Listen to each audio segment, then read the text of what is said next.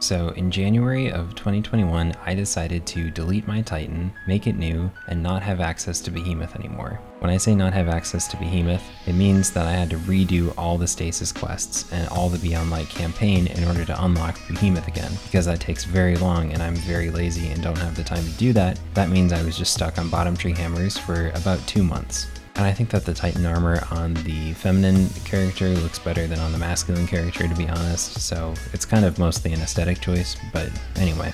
Here I was with no access to stasis when Behemoth was literally running the Crucible. So I just put on bottom tree hammers and I decided to keep it on no matter where I went. Through any PvE activity and any PvP activity, I did not take off bottom tree hammers. Whether I was playing Trials of Osiris, Survival, or just control lobbies, or even scrims, I just kept on bottom tree hammers. Now this certainly isn't a handicap because it's an extremely good subclass, but I think it gets pretty overlooked with Behemoth on the playing field because that super has changed the Crucible a lot. It's just so good. However, I'm happy to say that after about 2 months of playing bottom tree hammers, I think bottom tree hammers is either just as good or maybe even better. And I'm saying this the day before Behemoth actually gets its first nerf of stasis. It's been at its current power level for months since Beyond Light came out, and it's finally going to get tuned. I see it no matter where I go in any Crucible playlist, and it's extremely oppressive. It can totally change games. But if you're a Titan and you play Behemoth or you have friends who play Behemoth, here's why I think you should consider taking it off and putting on bottom tree hammers instead. Hear me out. First off, I want to talk about why I think bottom tree hammers is just good on its own right, regardless of the current sandbox that it's in. So in this gameplay, you're going to see me getting a few kills with solar abilities. Every time I do that, I'm going to get health back immediately, which is really good. Whether it's a melee kill or a grenade kill or a kill with my super, I'm going to get about half my health back just for getting a kill. That makes the super really hard to kill. It makes it so you can get out of 1v3 situations when you just have an ability up. And all in all, it makes the survivability of this class extremely high. There's not a whole lot of supers or abilities in classes in Destiny that do this where you get a kill and you immediately get health back. So that already sets bottom tree hammers apart. Those sorts of things used to be reserved for One-Eyed Mask and Wormhusk, and that's always extremely advantageous. The next part of bottom tree hammers I wanted to talk about is sunspots. These are interesting little things that you don't really see in other classes. Every time you get a kill with a solar ability, whether it's your super, melee, or grenade, you're going to leave behind a sunspot, which just melts enemies if they walk through it. Also, if you stand in it, you're getting ability energy back really quickly. So that's going to chain on to your next ability kill to get you health back and to get you ability energy back, leading you on this really nice cycle of ability energy, kill, ability energy. This makes it super fun to play in 6v6 lobbies like Control because you can just go on these epic tears and you just feel unstoppable, but it's also extremely good in 3v3 modes too. A lot of the gameplay to start out this video is going to be me having some good times in Control lobbies, but coming up there's some great survival gameplay too, where I go into comp and my team and I are running all light-based subclasses or mostly light-based subclasses, and we're just doing great even in the face of stasis, which is totally a possibility, contrary to popular belief. So back to sunspots. The other huge benefit of sunspots is that they buff your damage. In a 120 RPM hand cannon meta, this is extremely potent because any damage buff is going to make a 122 tap. So as soon as you pass through a sunspot, you're going to get a damage buff that allows your hand cannon to do over 100 damage to the head. It's just yet another way that you can carry 2 taps across the map and catch someone off guard.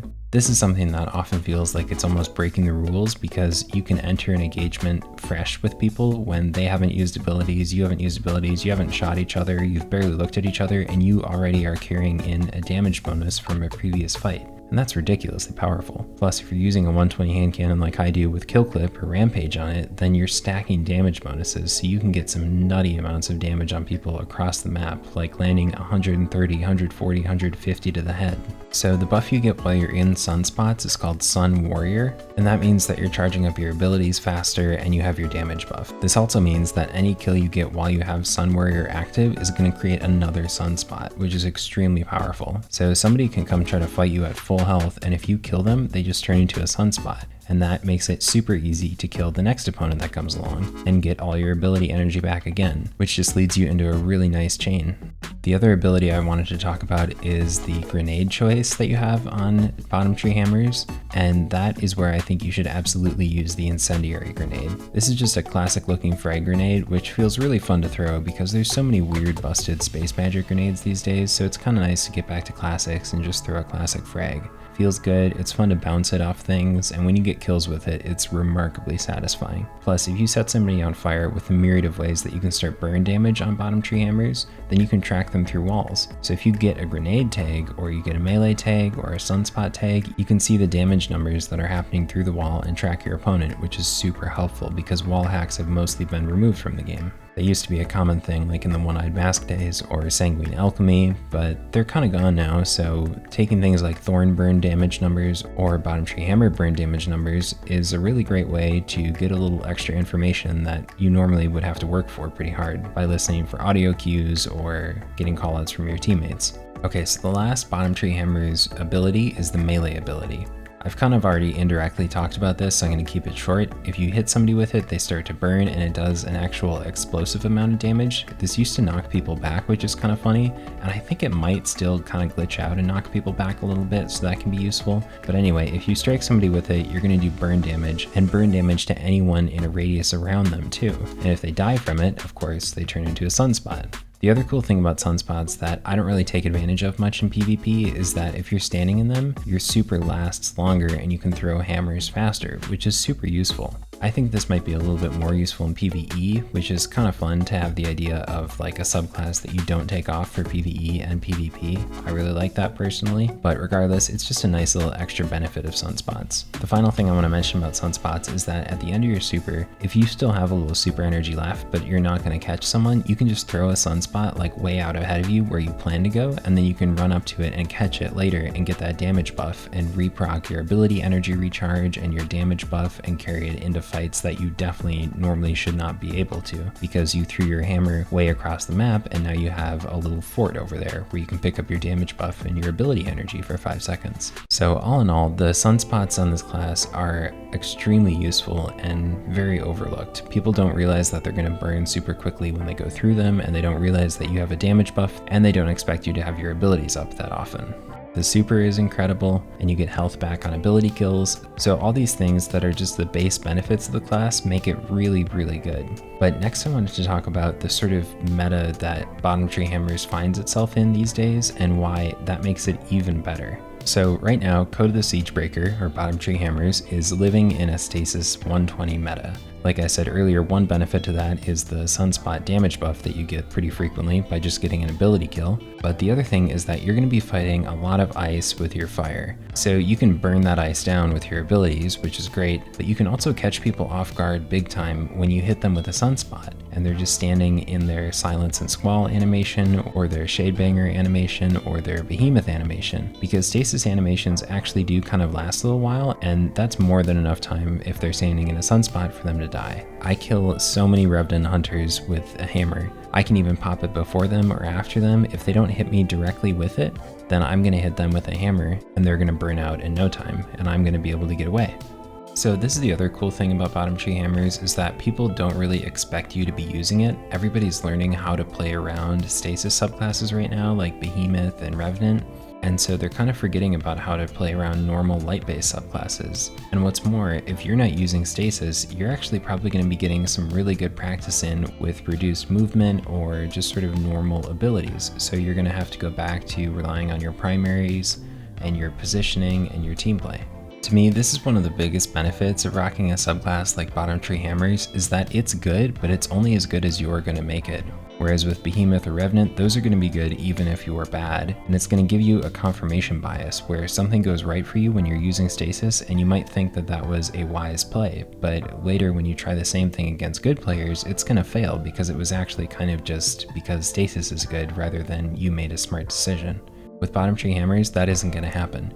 You're going to have to think pretty hard about where you're placing sunspots, how you're using your abilities, and how you're going to use your super in a stasis world. It's a lot of defensive and then strategic offensive pushes here and there. And I think that's probably true for a lot of light-based subclasses these days, where we have to think harder before we do something. But I think that just makes us better players. So I've really enjoyed playing bottom tree hammers because it gets me to think harder about what I'm doing, and it's making me a way better player. My shots are getting better because I'm forced to be better with a primary.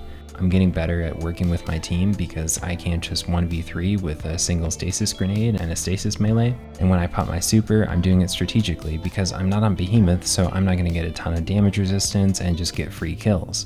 So this ties into sort of the final point about why bottom tree hammers is really good, and that's because it's at a really good place right now. I'm pretty sure this is exactly where Bungie wants supers and subclasses to be. They want them to feel good and to be able to chain together abilities and for them to be strategic and fun and be able to be really good but also be like kind of quiet and competitive. And so I think bottom tree hammers, or Code of the Siegebreaker, is actually going to be the same for quite a while. I might regret saying this because tomorrow Behemoth is getting patched, and maybe right after that they're going to announce, oh, bottom tree hammers is too powerful, we gotta patch that.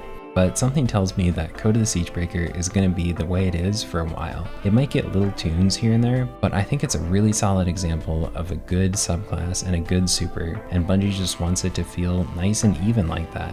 I feel like it's an old, reliable machine that I can use and I can really rely on. And it's not going to be super sparkly or anything, but it's going to do work if I know how to work it. One other honorable mention is that you can use this with Jotun to create sunspots if you're using Code of the Siegebreaker. I don't personally use Jotun because it's kind of the antithesis to Fighting Lion from what I've understood from the Fighting Lion discords and the Fighting Lion Reddit that I'm in. But you could pair Jotun with it and do some cool sunspot plays with that for sure. So just like Bungie is probably going to keep this subclass the same for a while, and it's going to be a really reliable pick for like long-term mastery where I feel like I can get used to it and I don't have to be afraid of it changing. I think the same thing is going to be true in the scrims environment, which is something that I really enjoy about the Destiny community, is that you can organize scrims together and have these positive environments where you're playing with normal people who are using like a rule set that makes the game particularly fun. It's pretty unlikely that bottom tree hammers is going to get banned in a scrim environment, so it feels like a nice safe pick, another thing that I can master for another situation that's going to be the same, that I can really rely on getting good at. And so I know that the hours I'm putting in are going to be worth it long term. The other thing about bottom tree hammers versus stasis is that you're going to get your super before stasis if you have the same intellect level. Stasis supers recharge slower, in case you didn't know that, so you can use less intellect mods or less stat points spent in intellect and more spent in like grenades or resilience or something, which are really valuable on Titans. And then you'll still get your super at the same time as like an 80 or 100 intellect Behemoth. I always have my Titan at around 60 to 80 intellect on bottom tree hammers, and I'm getting my super at the same time as really high intellect Behemoths. So that gives me more room to put valuable stat points into other things besides intellect, which is much more strategic because intellect is only something you're using once in the game, whereas something like a grenade is something you can get up multiple times and use in multiple fights for a big advantage. Final thing I want to mention is that bottom tree hammers just kind of feels honorable in a way. I'm not getting bagged when I use bottom tree hammers in the Crucible. People kind of underestimate it. They just think, you know, that's a Titan with a hammer, pretty classic thing. It's not a Behemoth using stasis abilities, and it doesn't make people that mad. Not that that should really matter, but it just kind of feels a little good knowing that I'm using something that isn't like broken. There's that feeling I get with Behemoth where I'm like, this almost isn't fun to a point because it's too good. It's almost impossible for people to counter Behemoth, but I'm happy to say that bottom tree hammers is one of those things. Not only is it a counter to Behemoth, literally, but it's also a counter to the sort of nasty feeling you might get when you play Behemoth of feeling like a little scummy in a way, like, okay, this is too good, I don't deserve to be winning this much. So yeah, if you're a Titan or you're friends with a Titan, please consider switching to bottom tree hammers, because I think you'll actually really like it and you might get more bang for your buck out of it in the long term because it's not bound to be changed, it's really good, and it's just something you can rely on. If you don't know any Titans, I think Sunbreaker Titans probably like orange or red flavored crayons, so maybe try bringing them some of those and you could hit it off right.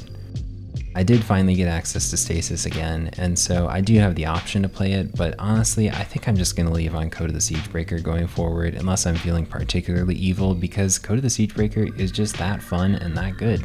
Alright, thanks for listening to why I deleted my Behemoth and put on Siegebreaker for about 2 months. I hope you're having fun out there, and I'll catch you in the next one. Thanks for stopping by. See ya. He's one shot. Double He's sunspot jumping kill. up, half shield. Oh my god, Nice, that good was shit. funny. Good shit. That's a nice little clip.